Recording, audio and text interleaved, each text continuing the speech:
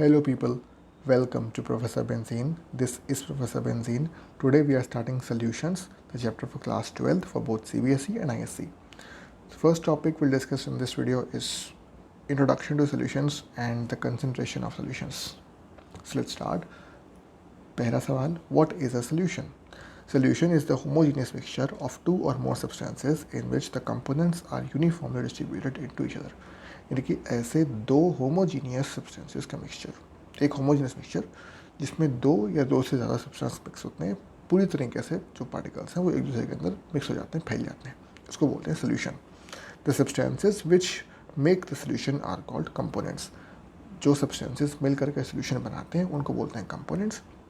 Generally solutions में दो component होते हैं, उनको बोलते हैं बाइनरी सोल्यूशंस. बाइनरी मतलब दो बाइनरी सोल्यूशंस. इसमें क्या होता है, एक सब्सटेंस जो है वो बल्क में प्रेजेंट होता है, यानी कि ज़्यादा क्वांटिटी में होता है, उसको बोलते हैं सॉल्वेंट, और एक कम क्वांटिटी में होता है, उसको बोलते हैं सॉल्यूट. तो जो सॉल्वेंट होता है, जो ज़्यादा क्वांटिटी में होता है, उसके अंदर कम क्वांटिटी वाला सब्सटेंस यानी कि सॉल्यूट डिजॉल्व होता है. सॉल्वेंट के अंदर डिजॉल्व होता है solute. It is solute dissolve into a solvent. Example के लिए अगर हम लेते हैं शुगर सॉल्यूशन, तो 100 ml ऑफ शुगर सॉल्यूशंस में, मतलब कि 100 ग्राम पानी में अगर हमने 5 ग्राम चीनी मिलाई तो उसमें क्या हुआ, 100 ग्राम पानी 5 ग्राम चीनी का एक सोल्यूशन है. ठीक, एक 100 ग्राम सोल्यूशन ऑफ शुगर हम मान लेते हैं, तो उसमें 95 ग्राम्स ऑफ वाटर होगा और 5 ग्राम्स ऑफ शुगर होगा, तो बन गया एक 100 gram solution of sugar in water. तो इसमें वाटर सॉल्वेंट है और शुगर सॉल्यूट है. अब इसी बेसिस पे करते हैं classification types of solution. Solvent और सॉल्यूट क्या क्या हैं उनके बेसिस पे. तो सॉल्वेंट जब गैस है तो सॉल्यूट क्या है, गैस भी हो सकता है, लिक्विड भी हो सकता है और सॉलिड भी हो सकता है. जब गैस और गैस, सॉल्यूट और सॉल्वेंट दोनों ही गैस हैं, तो एग्जांपल क्या है, mixture of oxygen and nitrogen gases. अब इनमें से कोई भी सॉल्यूट हो सकता है और कोई भी सॉल्वेंट हो सकता है. Example of liquid as a solute and gas as a solvent. Chloroform mixed with nitrogen gas. Solid है solute और गैस है solvent, तब कैम्फर इन नाइट्रोजन गैस. अब जब solvent liquid हो गया तो उसको बोलेंगे liquid solutions. जब solvent गैस है तो बोलते हैं gaseous solutions. जब solvent liquid है तो गैस with liquid solution बनेगा oxygen dissolved in water, liquid in liquid बनेगा ethanol dissolved in water, and solid in liquid बनेगा glucose dissolved in water. Example के लिए जब सॉलिड इज ए सॉल्वेंट तो बोलते हैं सॉलिड सॉल्यूशंस. इस केस में गैस इज अ सॉल्यूट तो बोलें तो एग्जाम्पल बनेगा solution of hydrogen in palladium. Liquid is solute and solid is solvent तो बनेंगे amalgam of mercury with sodium.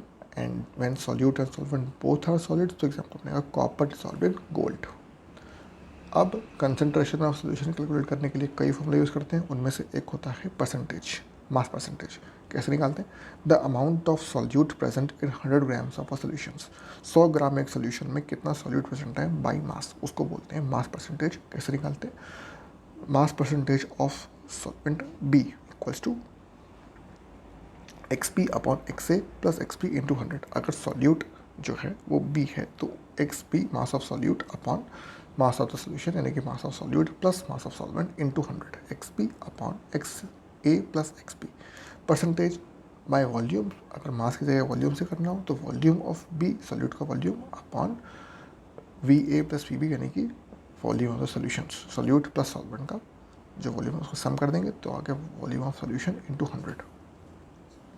अब आया मोल फ्रैक्शन. मोल फ्रैक्शन क्या होता है, the ratio of number of moles of one component to the total number of moles of all components. Mole fraction मतलब अब एक सोल्यूशन है, दो या दो से ज़्यादा कंपोनेंट होंगे, तो किसी एक कंपोनेंट का ratio with respect to ratio of all the component के मोल्स. यानी कि it is expressed as X for a component of two component system A and B. कैसे निकालेंगे, number of moles, mole fraction of A, यानी कि ए का mole fraction निकालना है. तो कैसे आएगा, number of moles of A divide by number of moles of A plus B. चूँकि दो कंपोनेंट थे, तीन होते तो number of moles of A upon number of moles of A plus B plus C. अब बी का निकालना है तो number of moles of B divide by number of moles of A plus number of moles of B. Total ये की बात है हमेशा के लिए कि X A plus X B is always equal to 1, यानी कि मोल फ्रैक्शन दोनों का जो है ए और बी का in a component of A and B component solution, उसमें X A plus X B always equal to 1, कभी कम नहीं कभी ज़्यादा नहीं होता। दूसरा निकालते हैं मोलैरिटी। मोलैरिटी क्या होता है? It is defined as the number of moles of solute in 1 litre of the solution. एक लीटर के सोल्यूशन में number of moles of solute कितने हैं, सॉल्यूट के कितने मोल्स हैं, उसको बोलते हैं molarity. Molarity is the moles of solute upon volume of solution in litres. It is the most widely used unit and denoted by capital M. इसको capital M से प्रेजेंट करते हैं और मोलैरिटी बहुत एक्सटेंसिवली यूज़ करते हैं। Molarity of a solution depends upon the temperature because volume of a solution is dependent on temperature. Volume जो है वो टेम्परेचर डिपेंडेंट है ऑब्वियसली, इसलिए मोलैरिटी भी टेम्परेचर डिपेंडेंट है। It decreases with increase in temperature as the volume of solution increases with increase in temperature. अब देख सकते हैं molarity is inversely proportional to volume, चूंकि molarity is equal to number of moles of solute upon volume of solution, मतलब कि molarity is inversely proportional to volume. Volume बढ़ेगा तो molarity घटेगी। अब चूंकि टेम्परेचर बढ़ने के साथ वॉल्यूम बढ़ता है, इसलिए टेम्परेचर बढ़ने के साथ मोलैरिटी घट जाती है। दूसरा आता है मोलैलिटी। ये क्या होता है? Number of moles of solute present in 1 kg of solvent. उसमें वॉल्यूम ऑफ सोल्यूशन था 1 लीटर, यहाँ पे kg of solvent by mass लेते हैं। 1 kg सॉल्वेंट में कितने मोल्स सॉल्यूट के प्रेजेंट हैं उसको बोलते हैं molality. Molality equals to number of moles of solute upon mass of solvent in kg denoted by small m। इस पर टेम्परेचर का इफेक्ट नहीं होता क्योंकि ये मास टू मास रेशियो है और मास का टेम्परेचर से कोई मतलब नहीं है। एक आता है पार्ट्स पर मिलियन, यानी कि 1 मिलियन में कितने पार्ट्स कंपोनेंट दूसरा प्रेजेंट है। तो concentration of very dilute solution is expressed in ppm। एक ऐसा सोल्यूशन जो कि बहुत ज़्यादा डाइल्यूट है, मतलब सॉल्यूट उसमें बहुत कम क्वांटिटी में है, उसको ppm में मेजर करते हैं। It is used when solute is present in traces, बहुत ही माइन्यूट क्वांटिटी में जब प्रेजेंट होता है। फॉर एग्जाम्पल अगर हम कैलकुलेट करते हैं कि एयर में पोल्यूटेंट कितना है, यानी कि एयर की क्वांटिटी बहुत ज़्यादा है, solvent is huge and pollutant is very small quantity, traces में प्रेजेंट होता है, हालांकि that is also harmful but present is in traces only, तो इसलिए वो मेजर करते हैं ppm में। कैसे निकालते हैं? X B upon X A plus X B into 10⁻6 number of parts of solute X B upon total parts जितना हम मेजर कर रहे हैं एक्स ए और एक्स बी, यानी कि सॉल्वेंट का जितना हिस्सा हम ले रहे हैं वो प्लस सॉल्यूट जितना निकला वो, उसका सम डिवाइड कर देंगे रेशियो इंटू 10⁻6। तो ये निकलता है कि in a million parts of the solvent what is the quantity of solute present. ठीक, it's is by parts per million. It may be expressed in mass by mass, volume by volume और mass by volume ratio, तीनों से निकाल सकते हैं हम। Solvent और solute दोनों का मास भी ले सकते हैं मेजर करने के लिए, दोनों का वॉल्यूम भी ले सकते हैं, और ऐसा भी कर सकते हैं कि सॉल्वेंट का वॉल्यूम ले लिया और सॉल्यूट का मास ले लिया या उल्टा कर दिया। तीनों केसेस में निकाल सकते हैं।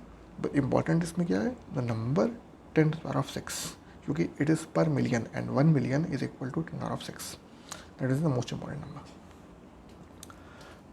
इसके बाद एक तरीका होता है नॉर्मेलिटी कंसंट्रेशन निकालने का। वो क्या होता है? It is defined as the number of gram equivalents of solute dissolved per litre of solution.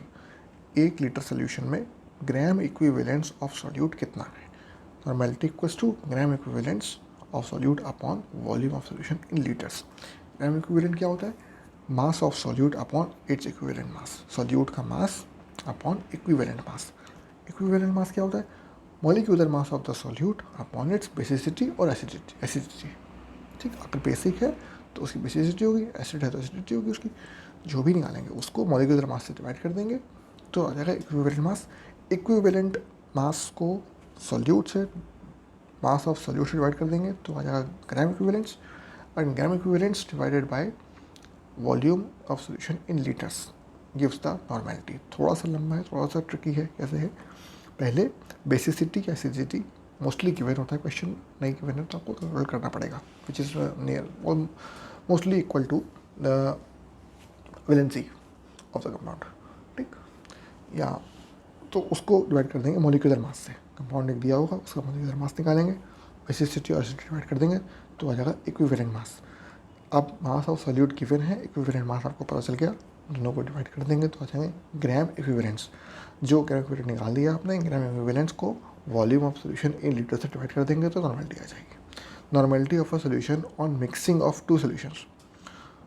दो सोल्यूशन को मिक्स करके जो तीसरा सोल्यूशन बनता है उसकी अगर हमें निकालनी है तो कैसे n1v1 plus n2v2 equals to n3v1 plus v2, यानी कि एक सोल्यूशन है जिसकी नॉर्मेलिटी n1 है और वॉल्यूम v1 है, दूसरा सोल्यूशन है नॉर्मेलिटी n2 वॉल्यूम v2, इन दोनों को मिक्स कर दिया तो वॉल्यूम कितना हो जाएगा v1 प्लस v2, नॉर्मेलिटी कितनी हो जाएगी n3, कैसे निकालेंगे n1v1 plus n2v2 equals to n3 into v1 plus v2। ठीक, तो इस वीडियो में इतना ही, आगे के टॉपिक्स बहुत बाकी हैं, डिस्कस करेंगे अगली वीडियो में। अगर आपको वीडियो पसंद आया, अगर वीडियो आपके काम का था, प्लीज़ इसको लाइक करिए, चैनल को सब्सक्राइब करिए और अपने फ्रेंड्स के साथ शेयर करिए, स्कूल में, कोचिंग में, हर जगह, ताकि उनके काम आ सके। मिलते हैं अगली वीडियो में।